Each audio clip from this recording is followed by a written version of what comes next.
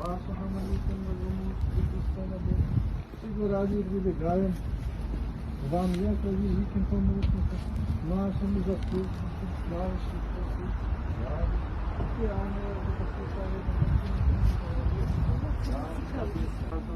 Вся все преподобные отцы наши пречерские,